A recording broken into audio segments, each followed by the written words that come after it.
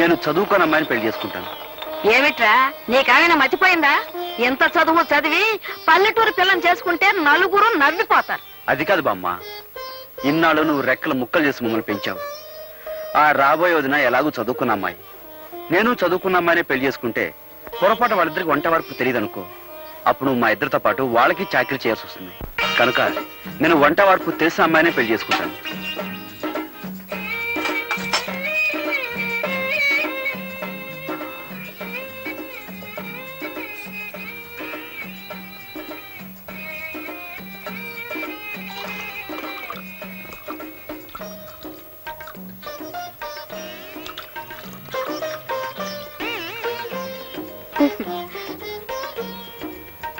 ఈ వంట వరపు ఏడ్స్ మొహం గడుకున్నట్టే ఉంది.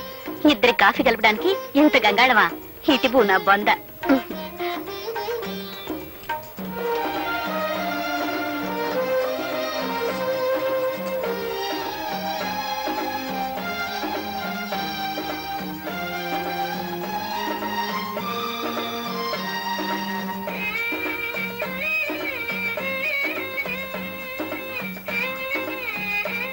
మా కట్న కారకులు అక్కర్లేదు, అబ్బాయి పెళ్లి మాత్రం బాగా జరిపించాలి. ఓ ఘనంగా తప్పకుండా జరిపిస్తాం. చూడండి, పెళ్లి కూతురు వచ్చేలాగా అబ్బాయిని ఏమైనా అడగదలుచుకుంటే అడగండి. ఏం చదువుకున్నా బాబు? అగ్రికల్చర్ బిఎస్సీ అండి. కొంత ఎంత బాగుందో విన్నవేరే సావిత్రి. మీ ఎత్తెంత బాబు? 5 అడుగులు 11.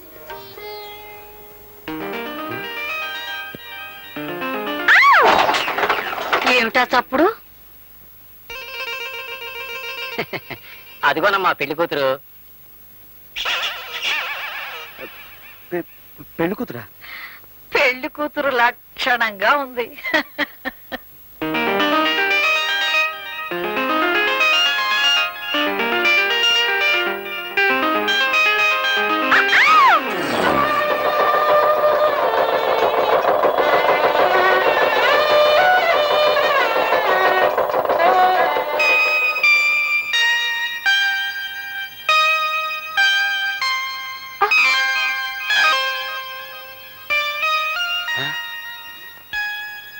నువ్వు అప్పుడే వచ్చేసావా?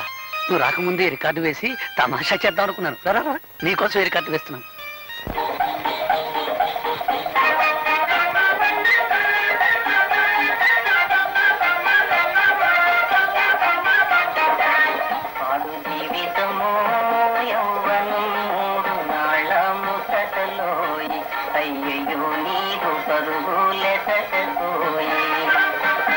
ఇప్పుడు పాట ఈ పాట నీకు నచ్చలేదా? మా బామ్మకు చాలా ఇష్టం. మా బామ్మ కోపం వచ్చినప్పుడల్లా ఈ పాటే వేస్తుంటాం. అయితే ఇప్పుడు మనం ప్రేమించుకుంటున్నాం కదా, ఆ ప్రేమ బామ్మకు తెలియకుండా ఉండాలని. Very smart. ఏమిటి? మీరు చాలా గట్టివారని అర్థం. ఓహో అదా, నన్ను తిడుతున్నావేమనుకున్నాను. చూడు దేవి, నాకు తెలిసిన భాషలో నన్ను తిట్టినా పర్వాలేదు, కానీ నాకు తెలియని భాషలో నన్ను పొగిడితే ఒళ్ళు మండిపోతుంది.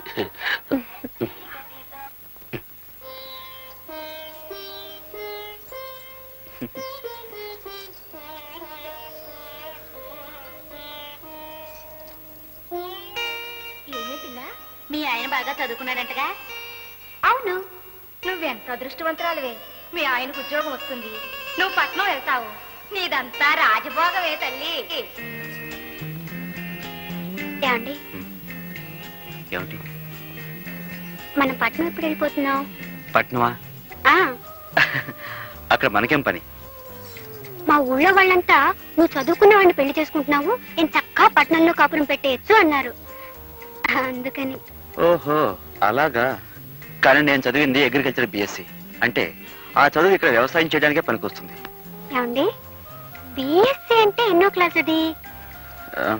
ఎన్నో క్లాస్ అంటే 15వ క్లాస్. అయితే ఇంకేమిటండి, 3వ క్లాస్ చదివిన మా శకుంతలే పట్నంలో పెద్ద ఆఫీసర్ ఉద్యోగం చేస్తుంది. మీరు 15 క్లాసులు చదివారు కదా, మీకు ఇంకా పెద్ద ఉద్యోగం వస్తుంది. నీ లెక్క ప్రకారం 3వ క్లాస్ చదివిన దానికి పెద్ద ఆఫీసర్ ఉద్యోగం వస్తే నేను పెద్ద చదువు చదివాను కదా, అందుకని రోడ్డు మీద పురుకులు బజ్జలు వేసుకుని బతకాలన్నమాట. నేననేది చూడలే, నేను ఒక విషయం చెప్పనా? నాకు వ్యవసాయం చేయడం అంటే ఇష్టం. అది నా వృత్తి. పైగా ఇక మాకు బోర్డు భూములు ఉన్నాయి. ఓహో అలాగా. ఉమ్. మ్మ్.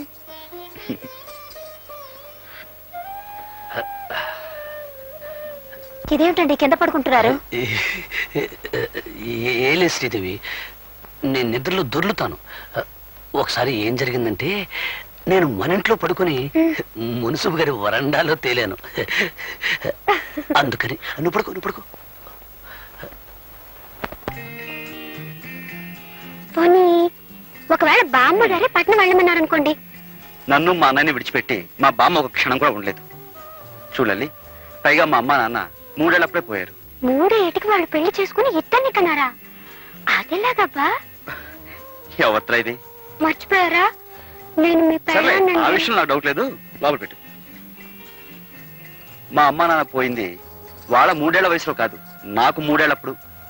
ఓహో అలాగా. అయితే మనం పట్నం వెళ్ళడం లేదు. చూడలేటంబా, మా వదిన కూడా నాలాగే చదువుకున్న ఆవిడ, పైగా పట్నం పిల్ల. అలాంటి ఆవిడే ఈ పల్లెటూరు సర్దుకుపోతుంది. నువ్వేం పట్నం పట్నం అన్నావు అనుకో, నలుగురు నవ్వుతారు. ఏమిటి ఆలోచిస్తున్నావు? మ్మ్? అవునా? మ్మ్. మర్రా. సావిత్రి, శ్రీదేవి ఒక పట్నం వెళ్తామనేంత వరకు మనం వెళ్తామనకూడదన్నారు బావగారు. మ్మ్.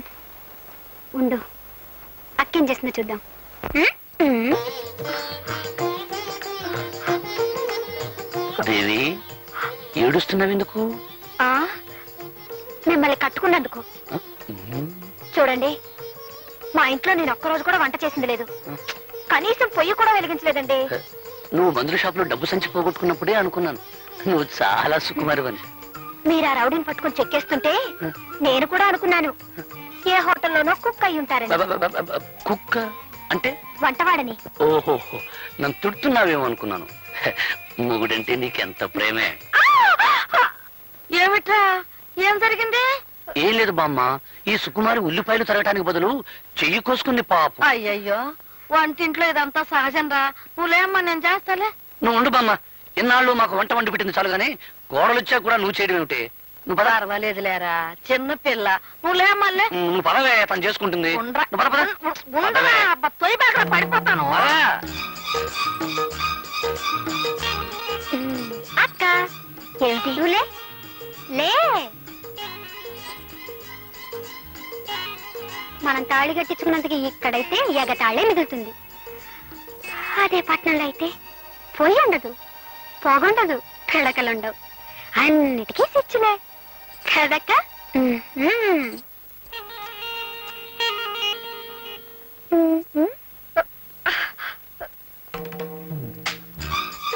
ఏమిటక్క పాపం పిడకలు చేస్తున్నావా? అయ్యయ్యో, నీ చేతులు వాసనైపోతాయి. ఉండు, నేను ఇప్పుడే వచ్చేస్తాను. అత్తగారింట్లో అన్ని పనులు చేసి సీతామహాలక్ష్మి అనిపించుకున్నారు. కర్మ, ఈ పేడ ఇంత కప్పు కొడుతుందని నాకేం తెలుసు? టంట లల్లలా. అక్క, నీ పెట్టి నుంచి తెచ్చాను సెంటు. ఛీ. ఆ, ఇప్పుడు పేడ చేతులు పెట్టు. చూసావక్క, సీసాడు సెంటు పోసాం. ఈ పల్లెటూరులో ఇంత సెంటు కూడా పేడ కంపు కొడుతుంది. అదే పట్నం అనుకో, ఆముదం కూడా ఎర్ర రంగు పులుకొని సువాసన వచ్చేస్తుంటుంది.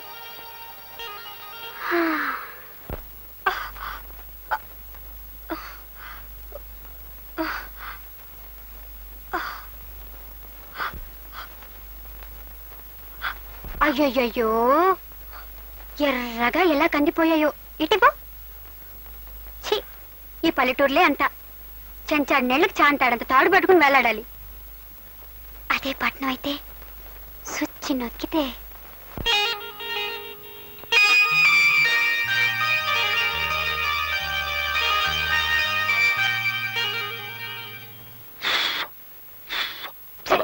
మీరు 1000 చెప్పండి, 1,00,000 చెప్పండి, మనం పట్నం వెళ్ళిపోదామండి. ఏమండి?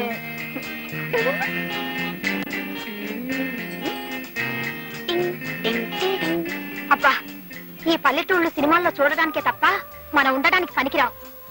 నా మాట విని పట్నం వెళ్ళిపోదా రండి. వదిన గారు అడగలన్నారు కదా, అడిగారు. మరి పట్నం బయలుదేరదామా?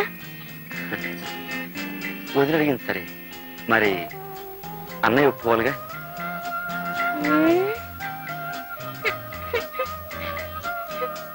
అది కాదు దేవి, పట్నంలో నేనేం చేయగలను చెప్పు? సిమెంట్ రోడ్డు మీద బరిలు మేపనా, తారు రోడ్డు మీద ధాన్యం పండించనా? Don't be stupid. అంటే తెలివి తక్కువ వాజమ్మలా మాట్లాడకండి అన్నాను. ఓహోహో, తిట్టేమో అనుకున్నాను. చూడండి, ఉమ్. నేను చదువుకున్నదాన్ని. ఉమ్, నాకు ఏదో ఒక ఉద్యోగం దొరకపోదు. మ్హూ. నేను సంపాదిస్తానంటున్నాను కదా. మరి నేను మీరు ఇంట్లో ఉండి వంట చేస్తూ ఉండండి. గొప్పగా చెప్పావు దేవి. పంట పండించే రైతును కాదు, వండి వడ్డించే వంటవాణ్ణి చేసుకోవాల్సింది నువ్వు. అది కాదండి. తెలివి తక్కువ వాద్యంలా మాట్లాడుకు. వచ్చే జన్మలో అయినా పట్నంలో పుట్టాలని దేవుని ముక్కం.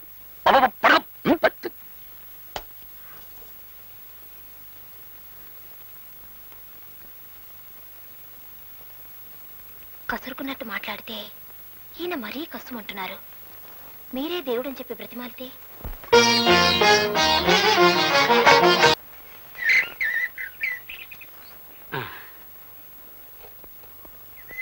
నాకు తెలియక అడుగుతున్నారు అరుంధతమ్మ గారు. ప్రచారం కోసం ఇచ్చిన నిరోధులు పోస్టర్లు మొత్తం నాకే అమ్మేస్తుంటే రేపు మీకేం గొడవ రాదా? ఫ్యామిలీ ప్లానింగ్ కు కాగితాలు గీతాలు అక్కర్లేదు. ఆ, నా బుర్ర నిండా ఐడియాస్, నోటి నిండా మాటలున్నాయి. ఆ. దంపతుల్ని 6 నెలలు కలవకుండా ఫిట్టింగ్ పెడితే జనాభా సహానికి సహం తగ్గిపోతుంది. నా ప్రచారం అంతా నా నోటితోనే చేసుకుంటాను. అవును, నీకెంతమంది పిల్లలు? ఆ, మొదటి పొండి నా మీదే చేయదలుచుకున్నావా తల్లి? వస్తా.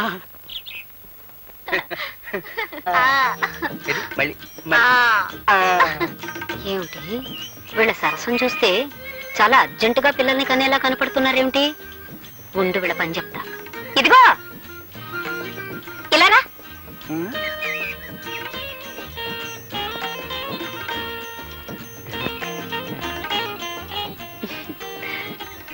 ఉండు. ఆ? ఆ. చూడు, నేను చెప్పింది మీ ఆవిడతో చెప్పకే. నేను చెప్పింది మీ ఆవిడతో చెప్పకే.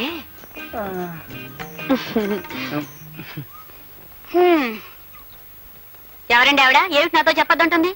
నే చెప్పింది మీ ఆవిడతో చెప్పకే అంది. అదే ఏమిటి అని. అదే నే చెప్పింది మీ ఆవిడతో చెప్పకే అంది. అదే ఏమిటి అని అడుగుతున్నాను. నే చెప్పింది మీ ఆవిడతో. నేను కొట్టినట్టు కూడా చెప్పుకో. ఎవరితో చెప్పుకుంటావా? ఒసే, నువ్వు నా పెళ్ళానివే. అదే ఆవిడ నీతో చెప్పిందే. అదేమిటో నా దగ్గర చెప్పినప్పుడే మన ఇద్దరం కలుసుకుందాం. ఈ ఊళ్ళో పిల్లలు పుట్టకుండా మొదటి ఫిట్టింగ్ ఓకే. వస్తా. చేసే కాపురం చెడగొట్టుకొని ఇక్కడ అందరు సంసారాల్లో చిచ్చు పెట్టే పని చేస్తున్నా. అంతా నా కర్మ. ఇప్పుడు ఎక్కడున్నారో ఏం చేస్తున్నారు? ఈ ఆల్మన్ లాడ్జింగ్ లో కొత్త ప్యాసింజర్లు ఎవరు వచ్చారు? 110 నంబర్లో సోంబాబు అనే పాసింజర్ దిగాడురా. సోంబాబు గారా? ఏ ఊరు? Vizianagaram. Vizianagaram. Good morning sir. Good morning Sombabu గారు. నా పేరు నీకెలా తెలుసు? ఆ ఫేస్ గట్టు, ఆ మీస గట్టు, మెడలో పురుగోరు పథకం అనుమానం లేదు. మీరు మా విజయనగరం సోంబాబు గారే. కూర్చోండి. ఇదేటో నేను ఏంటి అడిగి? అదేం లేదు బాబు. ఈ లాడ్జింగ్ లో అడిగెట్టిన వాళ్ళు ఎవరైనా మా మాలిష్ చేయించుకోకుండా బయటకు వెళ్ళడానికి వీలు లేదు బాబు. బాబు, నేను ఒక్క మాట అంటాను, మీకు తెలిసే ఉంటది. మన ఇజనారం ఎలా టూరు బాబు. ఇజనారం నా టూరు ఓల్ ఇండియాలోనే కాదు, ఇంగ్లాండ్ లో కూడా లేదని ఇంగ్లీష్ పత్రికలో వేశారంట. నిజమంటారు బాబు. All India record Ghantasala Venkateswararao దేవురు బాబు ఇజనారం. మరి వేణ పిడేలు ద్వార వెంకటస్వామి నాయుడు దేవురు బాబు మన విజనారం.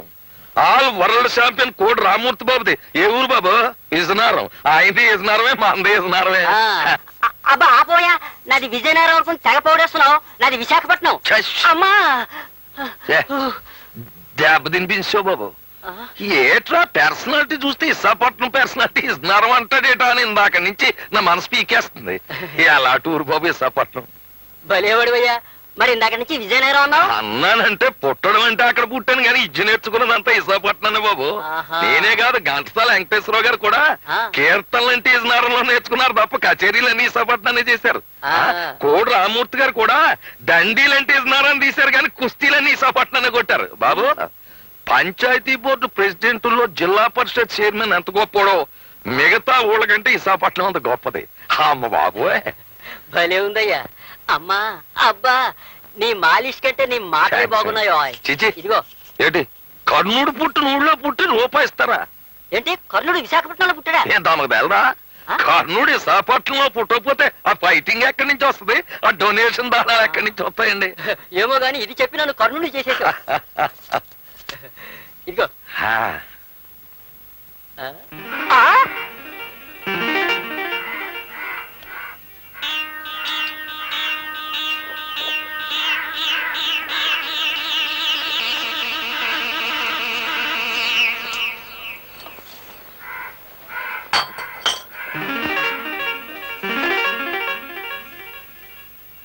ఏమిటే బాబు మళ్ళీ వచ్చేసావు? మళ్ళీ రావడం ఏంట్రా బక్కన ఉడక? ఏంటి నన్ను తిడుతున్నావా? తిట్టడం ఏంట్రా? నిన్ను బొట్టు చెత్తకు కొట్టియాలా? చెరుగ్గళ్ళ పర్సనాలిటీ. అవును, కర్ణుడిది విశాఖపట్నం. నువ్వే కదే బాబు అన్నావు. రేయ్, కర్ణుడు పుట్టింది పెరిగింది చదివింది కాకినాడలో. ది గ్రేట్ ఎస్వి రంగారావుది కాకినాడ. కామెడీ కింగ్ చంబలకర పంబ రేహలం వెంకటరామయ్య కాకినాడ. మరి ఆయన గురువు శాలంజీ సుబ్బిశెట్టి గండుకోట జోగినాథం కాకినాడ. మాలిష్ ప్రొఫెసర్ కొండలరావు వాడేవాడు నేను, నాది కాకినాడే. అని చాలా కాకినాడ అంటే కబడ్దార్. అలాగే నా దగ్గర డబ్బులు తీసుకుని ఆ డబ్బులతో తాగి నన్నే తిడుతున్నావా? అది మన పాలసీ. నేను ఎవరి దగ్గర డబ్బులతో తాగి ఎవరినో తిట్టను. ఎవరి డబ్బులతో తాగుతాను ఆన్నే తిడతాను. నా పెళ్ళం డబ్బులు ఇస్తే తాగి నా పెళ్ళాన్నే తిడతాను తప్ప ఇంకొకళ్ళని తిట్టను. అవునరే, నీ పర్సనాలిటీ నేను మాలిష్ చెయ్యాలా? నా ఉడక 3వ నంబర్ నొక్కాను అంటే కుడిచేయి అవుట్. 4వ నంబర్ నొక్కాను అంటే నడుము. 5వ నంబర్ నొక్కాను అంటే అంతే సంగతి. అవునరే, కాకినాడకి జయ్యాను. ఎందుకు? కాకినాడకి జై, కాకినాడకి జై, కాకినాడకి కాకినాడ కబడ్దార్. కాకినాడకి జై. ఏంటమ్మా ఇది? మీ ఆయన రోజు తాగేసి మా హోటల్లో గొడవ చేస్తుంటే మా హోటల్ పరువేం కావాలి, మీ పరువేం కావాలి? ఏమిటండి, ఎందుకండి ఇలా రోజు పెద్ద మనుషులతో గొడవ పెట్టుకుంటారు? ఈడే పెద్ద మనిషి, షిప్పుల్లో దిగేవాళ్ళు చెప్పులు మోసేనవాడు. నన్ను shut up, get out, out of India, of India. Nuisance ఏమిటండి? ఏ న్యూసెన్స్ నాన్ సెన్స్? సోంబాబు గారి డబ్బులతో తాగాను కనుక నిన్నేం తిట్టదలుచుకోలేదు. మర్యాదగా లోపలికి పో. ఏమండి, నేను ఒక్క మాట చెప్తాను, వింటారా? ఏంటి? నేనేదో గవర్నమెంట్ ఉద్యోగం చేసుకుంటున్నాను. ఆ వచ్చే జీతంతో మన ఇద్దరం దర్జాగా బతకొచ్చు కదా. Shut up. నా అంత మనిషిని ఆడదాని పోషణలో బతకడమా? బీడీలకి మందుకి నిన్ను డబ్బులు అడగడం చిచ్చి. నేను ఒక్కడి చెబుతా, నేను నీ ఉద్యోగం అంటే నీకెంత గర్వమో నా వృత్తి అంటే నాకు అంతే. ఇలా రోజు అంటున్నారని నేను భరిస్తున్నాను. ఇలా వీధులను పరువు తీస్తుంటే ఇంకొక క్షణం కూడా సహించను. సైన్స్ ఏం చేస్తావా? ఎడాకులు ఇస్తావా? చెప్పు, ఎడాకులు ఇస్తావా? నాకలేం కర్మ, మిమ్మల్ని వదిలిపెట్టి దూరంగా వెళ్ళిపోతాను. వెళ్ళిపో. Get out, out of India, of India. ఉద్యోగం చేసుకుని ఆడదాన్ని కట్టుకోవడమే నేను చేసిన తప్పు. వెళ్ళిపో, వెళ్ళిపోయే ఆడదాన్ని నేను ఆపరు. Out, out of India, of India.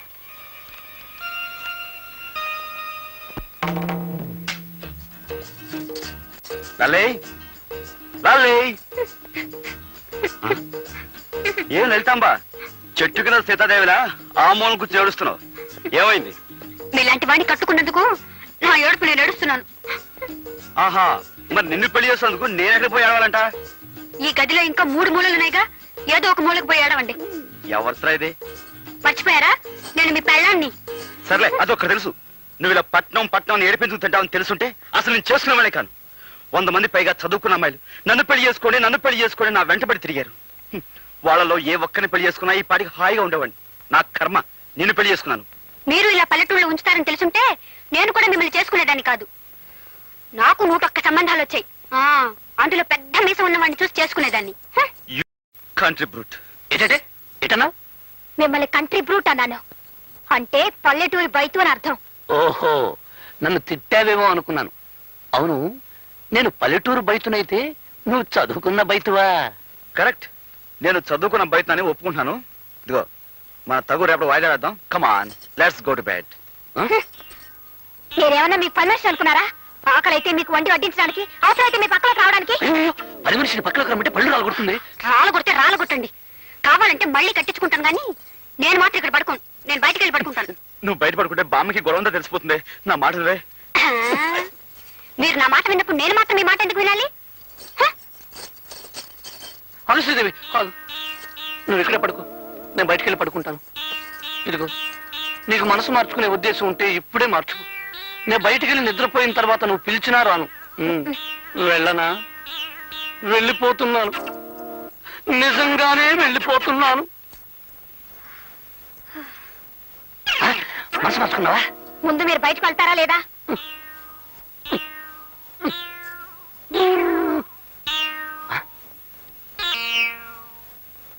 నువ్వైనా సుఖంగా ఉండరా తమ్ముడు.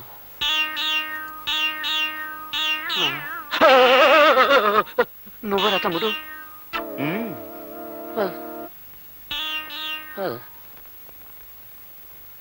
పాడు జీవితము యౌవనం నాళ్ళ ముసటలో అయ్యో నీరు పరుగులెసటోయి.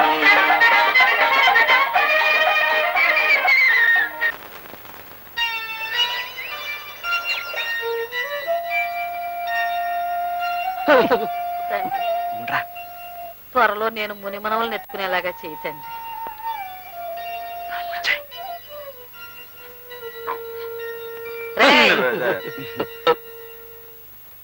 సంకలో చేపలు పెట్టుకుని ఎక్కడికి వెళ్ళి వస్తున్నారా?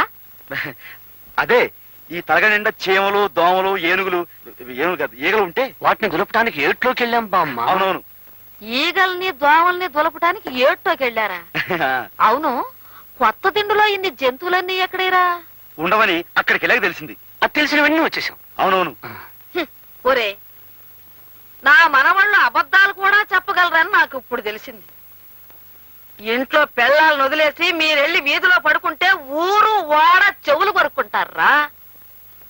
నా పెళ్ళైన కొత్తలో మీ తాతగారు ఏడాది వరకు కాళ్ళకి చెప్పులు వేసుకుని వీధి గుమ్మం దాడితే ఒట్టు. బామ్మ, నిజం చెప్పేస్తాను బామ్మ. రేయ్, నువ్వు ఉండరా బామ్మ. అసలు సంగతి ఏమిటంటే మా పెళ్లిళ్ళు గాని సవ్యంగా జరిగితే 3 శుక్రవారాలు గుడిలో పడుకుంటావని దేవుడికి మొక్కున్నాం బామ్మ. ఏరా, మరా మొక్కు సంగతి చెప్పవేరా అయ్యా? ఇప్పుడేగా తెలిసింది. అంతేకాదు బామ్మ, రాత్రంతా ఉపవాసం కూడా ఉన్నాం. మా నాయనే ఉపవాసం చేశారా? నేను మీ ఇద్దరికి మీ తాతగారు మొండితనం వచ్చింది అనుకుంటున్నానే కాని నా భక్తి కూడా అబ్బింది అనుకోవట్లేదురా నాయన. బామ్మ, నన్ను కూడా. ఇదిగో అమ్మాయిలు, నా మనవలు రాత్రి అంతా ఉపవాసం ఉన్నారంటే కాస్త పలహారాలు ఏర్పాటు చేయండి. వెళ్ళండి రా నాయన, వెళ్ళండి. పోదాం. మనం ఏం చేసినా కనీసం నల్లి కుట్టినంత కూడా బాధపడడం లేదు. వీళ్ళతో మనం వెళ్ళాక మరి కొంచెం డోస్ ఇస్తే వాళ్ళు దారికి రావచ్చు. కానీ బామ్మగారు బాధపడతారని ఆలోచిస్తున్నానే. ఏం సావిత్రి, నాకేనా? అబ్బో అబ్బో, ఎంత బాగుందో. నీదేనాక? నాదే, కానీ ఇది ఊళ్ళో వేసుకోవాలంటే సిగ్గేసి దాచేశాను. ఎందుకు సిగ్గు? బట్టలు వేసుకోకపోతే సిగ్గుపడాలి గాని. పని నేను వేసుకోనా? వేసుకో. అమ్మా లలిత, వెళ్ళి నీళ్లు తీసుకురా. వెళ్తున్నాను బామ్మా.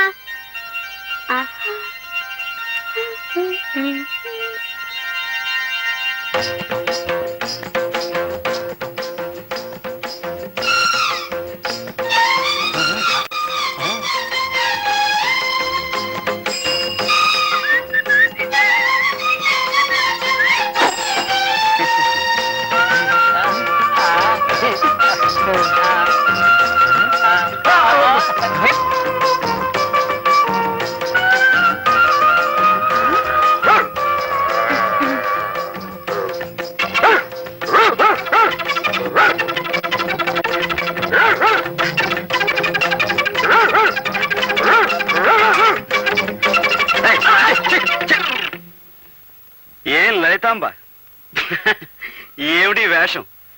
పల్లెటూళ్ళు ఇలాంటి పగటి వేషాలు వేస్తే కుక్క సైతం సహించదు. ససలు ఎవరా? చాలండి, పల్లెటూరు గొప్పలేగా. ఇది వధా పల్లెటూరు అంటే. ఛే ఏయ్